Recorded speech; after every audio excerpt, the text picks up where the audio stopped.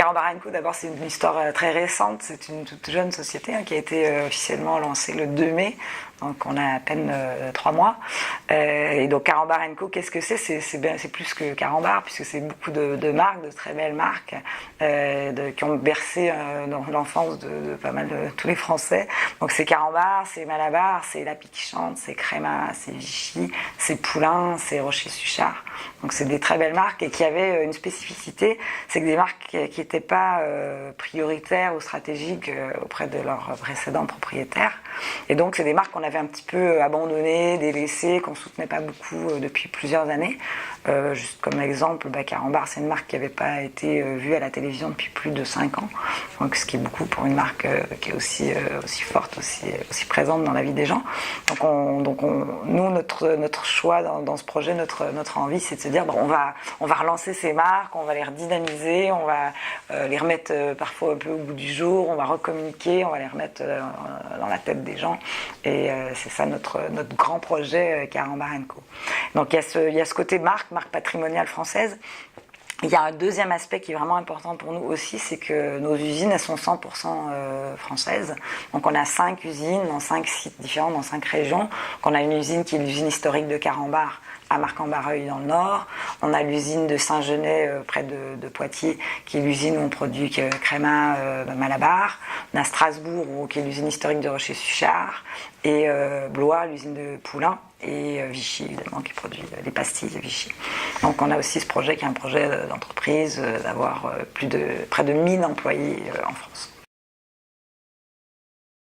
On a une ambition qui est de développer de plus 20% dans les 5 prochaines années, donc le chiffre d'affaires des marques. C'est un marché qui est assez dynamique, le marché du bonbon, nous on appelle ça le bonbon en sachet. Donc c'est un marché qui se développe depuis plusieurs années. C'est un marché où il y a beaucoup d'intervenants qui sont très dynamiques, qui lancent beaucoup de produits. C'est un marché qui fonctionne aussi beaucoup à l'innovation. Les enfants adorent les sensations, ils adorent se vivre des expériences. Aujourd'hui on est dans l'ère du digital et les enfants ils grandissent dans l'ère du digital et la vie pour eux c'est une expérience, c'est une mise en scène, c'est ce qu'ils aiment, ils vont consommer un produit, ils vont se filmer, ils vont se photographier, ils vont l'envoyer à leurs copains. Donc ça va au-delà de juste, bien sûr le goût c'est crucial, mais ce qu'on doit leur apporter aujourd'hui c'est des expériences. Et Carambar quelque part l'a toujours un peu fait à sa manière avec les blagues. Alors que pour un enfant, lire une blague, c'est une sorte de petite mise en scène de soi-même. Quand je lis ma blague, je m'affiche. Donc ça, c'est une première manière pour les enfants de se mettre en scène avec Carambar.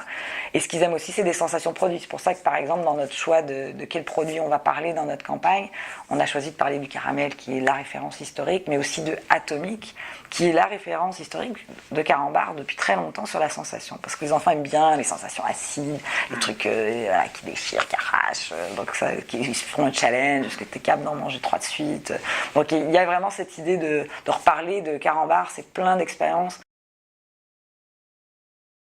La stratégie, c'est vraiment de renouer avec le cœur de cible des enfants. Donc ça a été vraiment notre leitmotiv avec l'agence quand on a travaillé. Et on a voulu travailler à remettre la marque dans la modernité des enfants.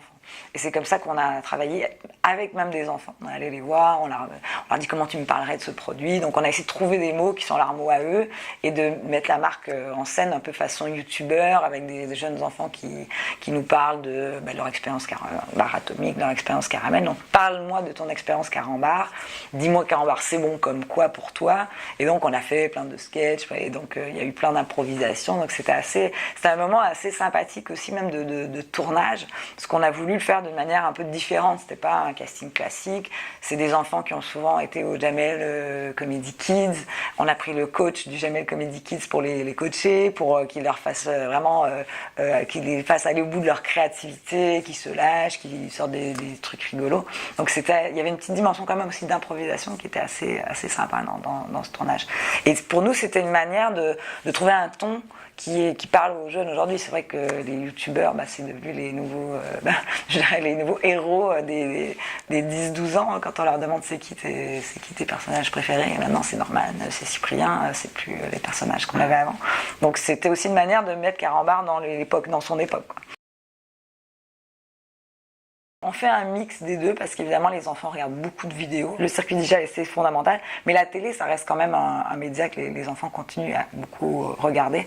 Donc on a fait un choix de faire de la télé en priorité et aussi beaucoup de compléments en digital pour cette première prise de parole. La campagne a été mise à l'antenne le 17 juin jusqu'au 19 juillet. Donc on a eu un mois de présence à la fois sur je dirais sur des écrans qui s'adressent plus aux préados. Notre cible c'est vraiment les préados, je dirais les 10, 12, 11, 14. Quand est-ce qu'on devient ado ça dépend des personnes. Et aussi s'adresser aux mamans. C'est-à-dire qu'on a fait aussi beaucoup parce que ce que tu disais tout à l'heure, les parents ils adorent Carambar, donc de l'écoute conjointe, des écrans d'émissions de variété qui passent le soir, le samedi soir, sur les grandes chaînes hertziennes, et ça fonctionne aussi très très bien. On a aussi notre page Facebook, je ne sais pas si tu connais la page Facebook Carambar, il y a plus de 1,2 million de fans, hein. C'est une très, très belle page Facebook avec beaucoup d'engagement, beaucoup de fans hein, qui aiment beaucoup la marque, qui réagissent beaucoup. Là on est sur une cible un peu plus âgée, je dirais que la page Facebook on est plus sur presque la maman, c'est presque un canal pour toucher les parents, et donc là on a fait des relais de la campagne, des nouveaux slogans, de la nouvelle signature. On avait eu plus de 700 000 partages des films sur ce qui était vraiment une super belle performance. Beaucoup de commentaires, de feedback, et notamment sur les jeunes acteurs de la pub. Il y en a qui ont fait d'autres pubs ou d'autres activités, et eux-mêmes ont des réseaux où on parle d'eux, donc ça crée aussi pas mal de buzz sur les jeunes qui sont acteurs de la publicité.